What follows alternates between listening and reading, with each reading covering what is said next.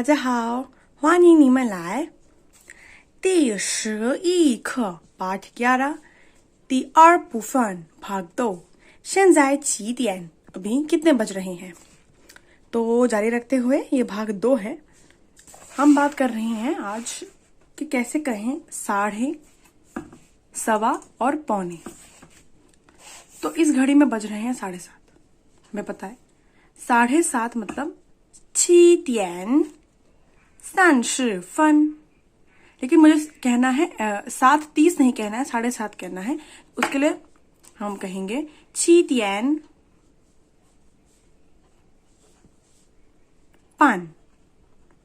BAN पान। पान मतलब ही होता है आधा। बढ़ते हैं आगे। 9:15 हो रहे हैं। अब 9:15 में क्या है, इसने एक क्वार्टर यानी पहले 15 मिनट पूरे कर लिए। इसके लिए हम कहेंगे 9 बज रहे हैं मतलब 9:00 ई मतलब एक, ख मतलब एक क्वार्टर, एक चौथाई, ख ई ख। और वहीं जब पौने की बात करते हैं तो यहाँ पे इतना, इतना और इतना हिस्सा घड़ी की बड़ी सुई ने तय कर लिया है। यानी 3 बार 3 हिस्से कवर कर लिए हैं। तो क्या बनेगा, 12 मतलब श और तियन, सन ख, सन मतलब 3, ख मतलब 3 चौथाई, सन ख 3 चौथाई, श और तियन सन ख, 7:30 9:00 ख। आप चाहें तो इसका एक स्क्रीनशॉट ले सकते हैं। बढ़ते हैं आगे कि हम कैसे कहें कि 3 बजने के लिए केवल 5 मिनट बाकी हैं। कहेंगे कुछ ऐसे, छा। छा का अर्थ ही होता है कम है या बाकी है। छा 5分钟, ऊ मतलब 5, ऊफन 5 मिनट, 3:30। तो ये लोग कहते हैं बचे हैं 5 मिनट 3 बजने के लिए। वहीं इसकी बात करें कुओ, कुओ मतलब बीता हुआ, बीत चुका। तो कुओ का प्रयोग, जहां पे छा का प्रयोग चौथी टोन है, CHA छा चौथी टोन में है और पहले ही होता प्रयोग, इसका प्रयोग जरा बाद में होता है। कैसे, हम पहले ये बता देंगे कि कितने बज चुके। हम बोलेंगे 3:30, 3 बजकर कितने मिनट बीत गए, 3 बजकर बीत गए 5 मिनट, ऊ फन। ठीक है, 3 बजकर बीत गए 5 मिनट, 3:30过5分। यहाँ पे 6:5分 3:30 बचे हैं 5 मिनट। जब 5 मिनट बचे हैं तो हम पहले बोल देते हैं, जब 5 मिनट बीत चुके तो हम बाद में ही बोलेंगे। आते हैं कुछ शब्दों की तरफ। जरूरी है ये समय शब्द। हमने सीखा है बार बार 几点, जो हमारे पाठ के नाम में भी है, नहीं कितने बजे या कितने बज रही हैं। 现在 अर्थात अभी। 等一下 के 2 अर्थ बताए थे मैंने। पहला होता है कि बाद में, ठीक है, और दूसरा एक अर्थ होता है रुको। लेकिन यहाँ पे हम समय के रेफरेंस में क्या अर्थ है उसको जानेंगे। 每天 प्रतिदिन, मे मतलब प्रति, थियन मतलब दिन, 每天。什么时候और 几点 ये कुछ जुड़वा भाई की तरह है, लेकिन फर्क क्या है, इसका अर्थ भी होता है कब, इसका अर्थ भी होता है कब या कितना बजे। अब जब ये पूछते हैं ना कितना बजे, तो हमें पूरा बजे बताना होगा। लेकिन जब हम पूछे 什么时候 अर्थात कब, तो हम एक मोटा मोटा अंदाजा देते हैं। जैसे कि तुम कब जाओगे जॉगिंग करने, समझेगा, 你什么时候去跑步। तो हम मोटा मोटा हिसाब देंगे और आप कह सकते हो शाम को या सुबह, ये उत्तर होगा। लेकिन शाम के कितना बजे और सुबह के कितना बजे, इसका जवाब यह प्रश्न नहीं मांगता। इसका जवाब मांगता है यह प्रश्न 几点, क्योंकि डायरेक्ट पूछ रहा है। ची कितने, तियन मतलब बजे, इसका मतलब शम्मा अर्थात क्या और शुह मतलब समय, क्या समय, कहने कितने समय पर, कब जाओगे। और आखिर में शिचोंग अर्थात घड़ी, शिचोंग आगे बढ़ते हैं बहुत ही रोचक विषय की ओर, जो कि है उपहार। लीवू, लीवू उपहार। तीसरी टोन, चौथी टोन। आप कोई भी उपहार दे सकते हैं, लेकिन चीनी संस्कृति में कुछ उपहारों का देना वर्जित है। जैसे कि नाशपाती, जो कि फल है, लीज। इसको कैसे उच्चारण करेंगे? जैसे कि आप पढ़ रहे हो, आधा ज नहीं बल्कि ज बोलते हैं, उसका भी ज, लीज। दूसरा है शांज, चीनी पंखा, बहुत सुंदर सा होता है चीनी पंखा। कुछ इस प्रकार का मैंने बनाने की कोशिश की है। तीसरा है चिंग, दर्पण या आईना। चियनताओ, कैंची। इसके बारे में मैंने सुना है कि कैंची देने का अर्थ है कि रिश्ते कट जाएंगे, इसलिए नहीं देते। छियनपाओ, बटुआ भी नहीं देना होता है।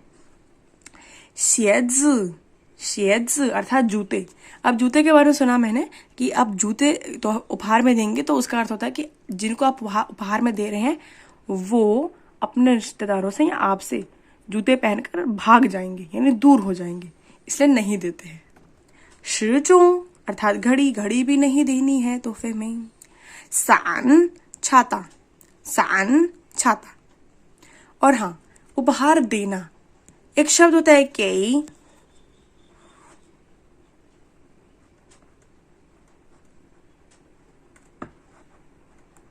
तीसरी टोन, केई अर्थात होता है देना, लेकिन जब उपहार देने की बात आती है तो उसके लिए एक विशेष शब्द है, जो कि है सोंग, SONG, सोंग। उपहार देना इस संदर्भ में प्रयोग करेंगे।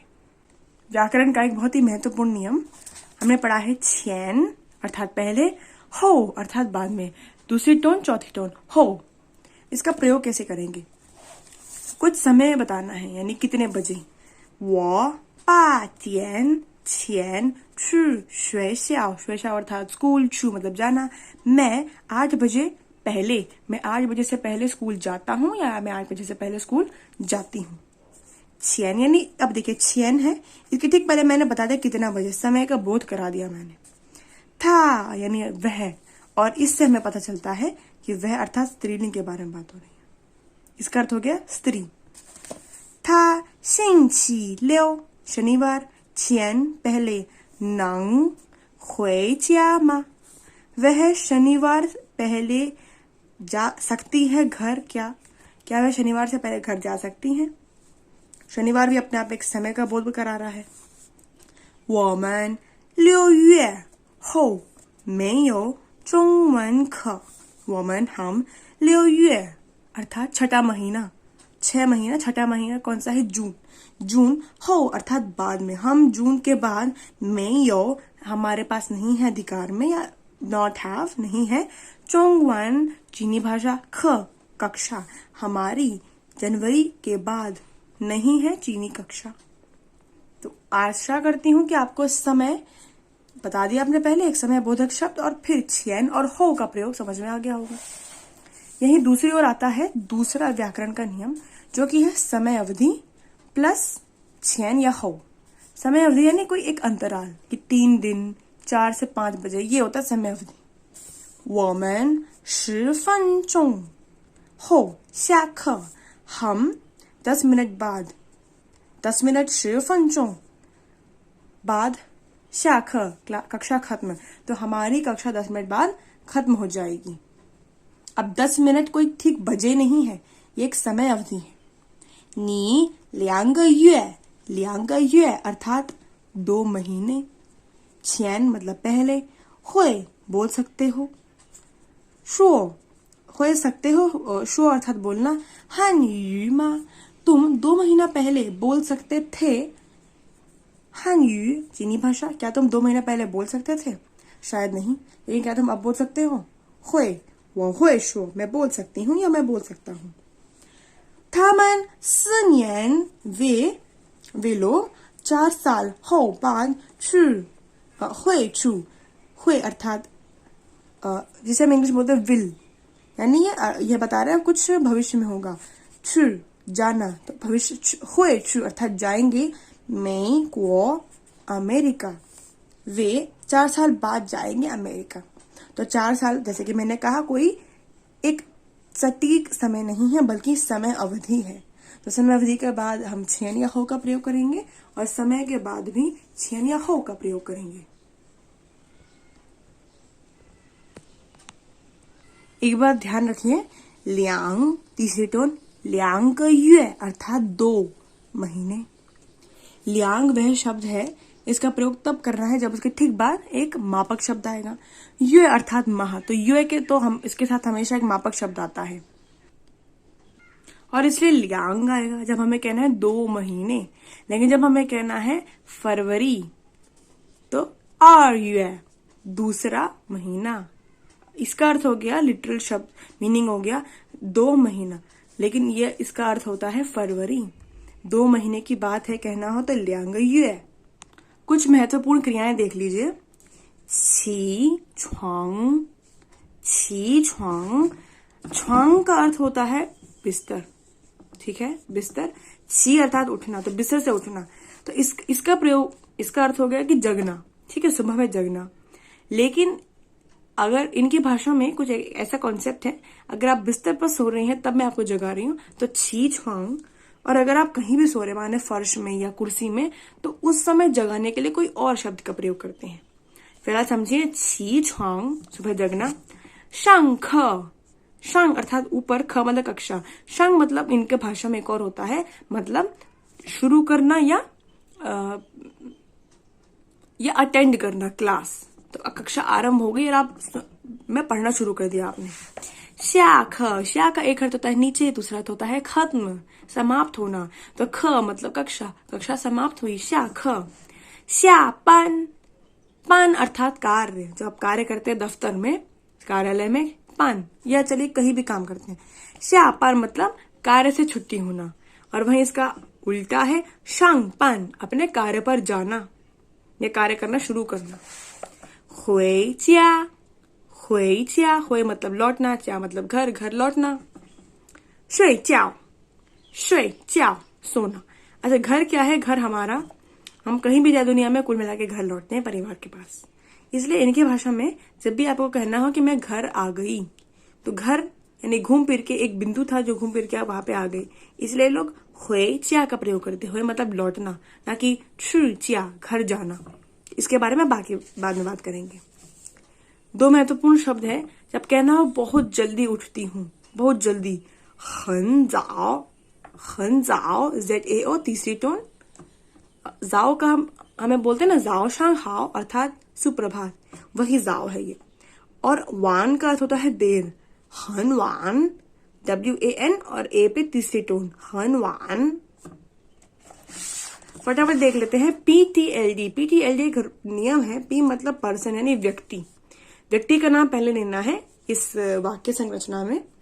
T मतलब समय, टाइम। L मतलब लोकेशन, स्थान। और D मतलब डू समथिंग, कोई कार्य कीजिए। अब देखते हैं क्या उदाहरण है। पर्सन होगी मैं, वो, चिंगथेन हो गया टाइम, पाटियन मतलब समय हो गया, और कोई कार्य करना मतलब छी छ्वांग, मैं आज 8 बजे उठी। यहाँ पे देखिए लोकेशन स्थान नहीं है। जाहिर सी बात है कि हम मान लेते हैं कि हम घर में सो रहे थे और घर में उठे, या कुछ नहीं तो बिस्तर से उठे, छ्वांग। वहीं वो, च्यो तियन समय हो गया, ये व्यक्ति हो गया। छु मतलब जाना, क्रिया। श्वे श्याओ, छु क्रिया हो जाती है, तो क्रिया समय और स्थान के बीच में आती रहेगी। श्वे श्याओ हो गया लोकेशन, स्थान, और शंख कार्य। तो मैं 9 बजे गई स्कूल पढ़ाई करने या कक्षा पढ़ने, क्लास अटेंड करने। वो श्यावू दोपहर, श्यावू होता है 1 से 6 बजे के बीच। तो मैं दोपहर 3 बजे, शांतियन शाख, मैं दोपहर 3 बजे कक्षा खत्म, मतलब मेरी दोपहर 3 बजे कक्षा खत्म हो गई, समाप्त हो गई। वो शावू 4点回家, मैं दोपहर 4 बजे 回家 घर पहुंची, घर लौटी। वो 晚上11点睡觉, मैं शाम, 晚上मतलब शाम या रात, 11 बजे को हम रात बोलते, तो मैं रात 11 बजे सो जाती हूँ। एक उदाहरण देखिए, वो 今天5点起床 मैं आज 5 बजे उठी। दूसरे ने क्या बोला? ख ने सुन के क्या बोला? 很早 बहुत जल्दी। और जो ख ने बोला 我每天 मैं रोज प्रतिदिन 12点 12 बजे 睡觉 सोता हूँ। क ने क्या बोला हैरानी में? 很晚 बहुत देर। तो आशा करती हूँ इतना आपका समझ में आ गया होगा। आप इसका भी स्क्रीनशॉट ले लीजिए और भाग 3 भी आएगा बहुत जल्द। प्रतीक्षा करते रहिए। 再见，谢谢你们。